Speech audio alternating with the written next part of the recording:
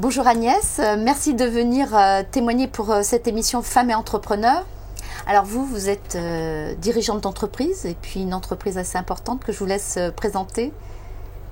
Merci beaucoup en tout cas de m'avoir invitée. Oui, effectivement, je suis chef d'une entreprise qui est assez importante, enfin qui est devenue assez importante, qui, lorsque je l'ai reprise en 1991, était une entreprise qui faisait une trentaine de personnes et une vingtaine de millions de francs de chiffre d'affaires, et qui cette année va se faire plus de 200 personnes et près de 35 millions d'euros de chiffre d'affaires. Donc c'est une entreprise que nous avons fortement développée effectivement dans ces 20 dernières années.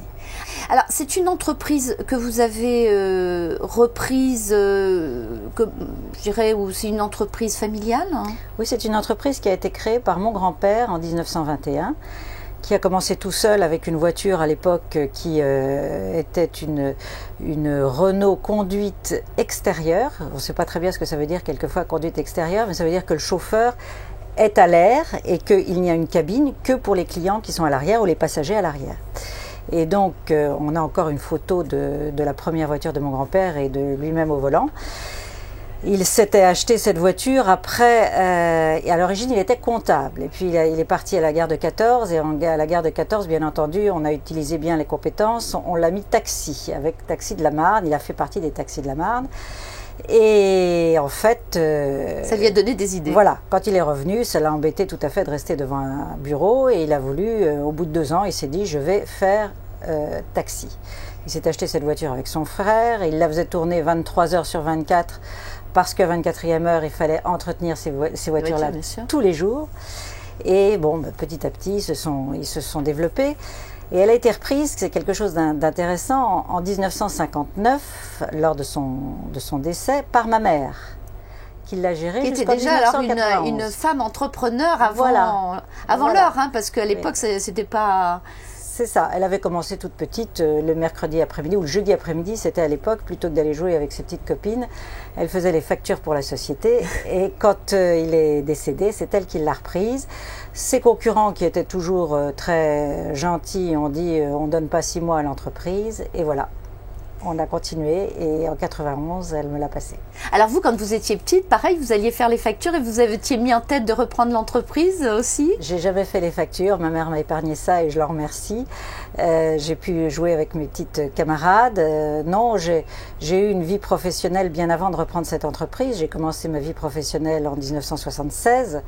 Après des études d'ingénieur, et j'ai été dans l'informatique, et j'ai été ingénieur en informatique pendant 15 ans. Et au bout de 15 ans, j'ai trouvé que j'en avais assez d'être dans une grande entreprise et que je voulais reprendre l'entreprise familiale et créer moi-même quelque chose, parce qu'il n'y a rien de plus motivant que d'avoir soi-même sa propre entreprise qu'on développe, et on a un sentiment de création et d'utilité qu'on n'a pas quand on rapporte à X chefs au-dessus de soi.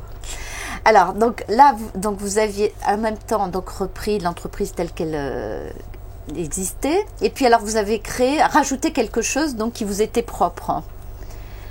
J'ai rajouté, oui, en partant de la société d'informatique où j'étais, j'ai réussi, après quelques années d'économie, à avoir un peu de sous, et j'ai donc acheté une société concurrente de celle de ma mère.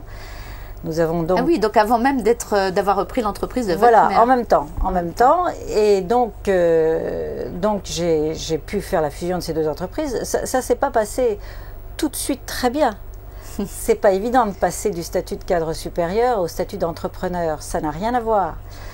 Il faut se remettre très souvent les mains dans le cambouis. C'est le cas de le dire, là. Absolument. Et vous êtes doué en mécanique? En mécanique théorique, hein, voilà. Pas en mécanique pratique. Et donc, il a fallu effectivement reprendre les choses à la base. Ça a été très difficile pendant les 4 premières années, et après, compte tenu du fait que j'avais appris un peu de commercial et un peu de finance dans mes années dans la grande société où j'étais auparavant, j'ai pu appliquer des recettes qui sont les recettes classiques d'une gestion moderne, et ça a permis à la société de se développer rapidement.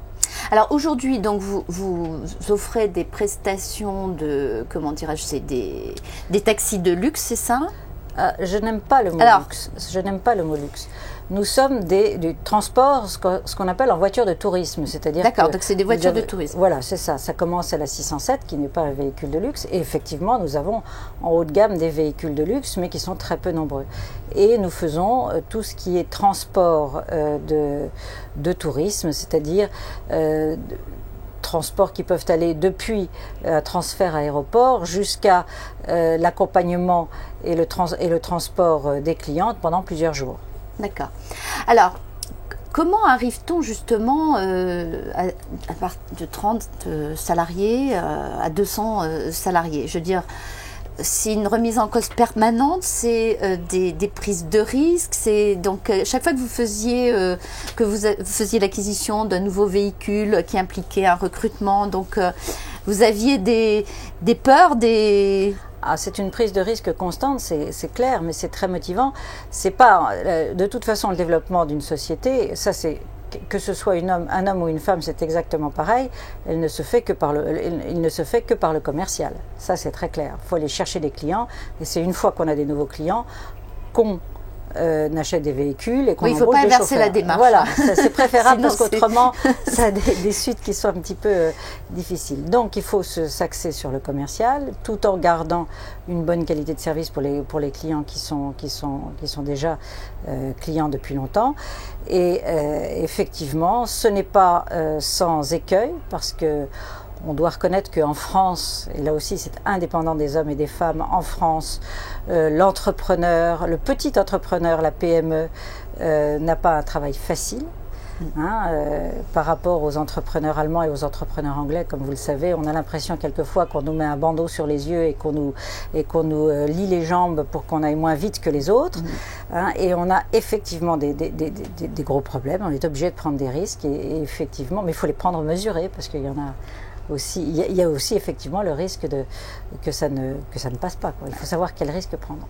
Alors, vous, rétroactivement, est-ce que à un moment, vous avez eu un coup de blues, vous vous êtes dit, oh là là, qu'est-ce que j'aurais mieux fait de rester dans les groupes où j'étais? Vous avez eu des moments difficiles où vous vous êtes dit, oh, qu'est-ce que c'est dur d'être entrepreneur quand même J'ai eu des moments difficiles, mais j'ai jamais regretté d'avoir fait ce que j'avais fait. Et je me suis jamais levée le matin en me disant, zut, j'ai pas envie d'aller au boulot. C'est quand même différent, parce que, ayant eu les deux expériences, effectivement, on est dans une situation qui est plus tranquille et plus assise quand on est dans une grande entreprise, mais il m'est arrivé auparavant d'avoir plusieurs fois, de me lever plusieurs fois le matin en me disant, ah, je prendrais bien un jour de repos ce jour-ci, aujourd'hui. Mais depuis que j'ai ma boîte, ça ne m'arrive pas. Je me pose même plus la question. C'est une motivation qui est une motivation différente, justement parce qu'on a l'impression de créer quelque chose, même si c'est une entreprise qu'on n'a pas créée de l'origine, mais qu'on a simplement reprise. D'abord, il faut la développer. Oui, enfin, le problème est le même. Quand même, oui, le problème est exactement le même. Il faut la développer. Et on a vraiment l'impression de faire quelque chose et d'aller dans un certain sens, alors qu'autrement, c'est totalement différent. Alors, parfois, le nombre de salariés, on se dit, oh là là, ça doit être dur. Il y a, parce que plus de 200, là, vous devez avoir le comité d'entreprise. Alors ça fait très peur. C'est-à-dire que souvent, on a des entrepreneurs là qui limitent, il ne faut pas que je dépasse 10 salariés, ou il ne faut pas que je dépasse 50. Alors, vous qui avez passé tous ces seuils-là, vous en dites quoi aujourd'hui? J'en dis que quelquefois, je les comprends. J'en dis que quelquefois, je les comprends parce que c'est la partie la plus délicate du métier. Et bon, c'est pas du tout de mon tempérament de dire on va se freiner pour pas passer un seuil.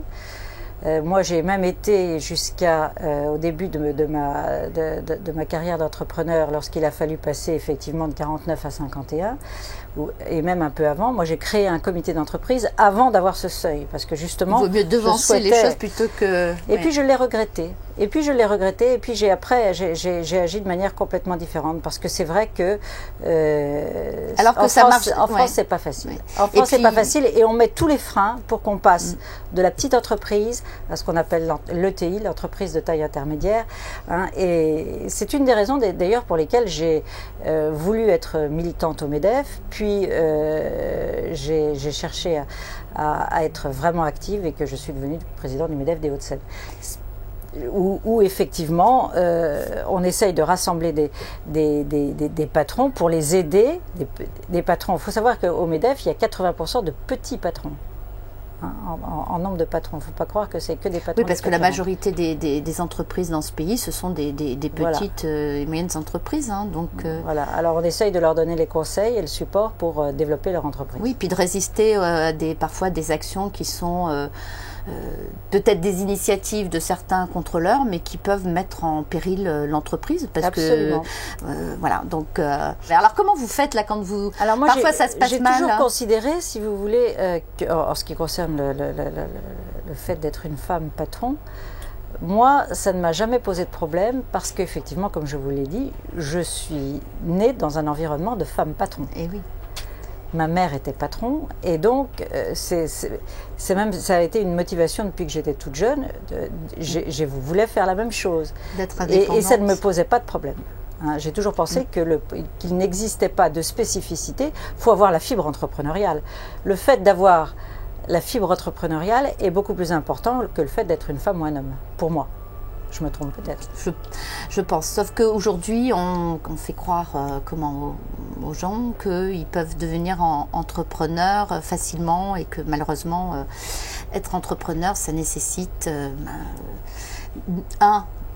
je dirais l'envie, hein, donc de faire, de se donner les moyens, de se faire accompagner, de payer des bons conseils, et voilà, donc il faut être réaliste, tout le monde ne peut pas devenir entrepreneur. Alors quel message vous avez envie de faire passer, vous qui êtes engagé au MEDEF, donc est-ce que, comment vous avez envie de dire, puisqu'on a voilà, je vous donne la parole. Quel message vous voulez faire passer, alors justement? Que le métier de chef d'entreprise, pour moi, c'est le plus beau métier.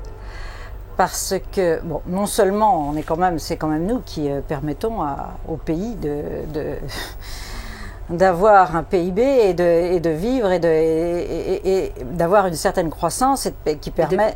c'est nous qui créons les emplois. C'est nous qui créons les emplois, et c'est nous qui permettons à ceux qui font d'autres professions de vivre à côté de nous.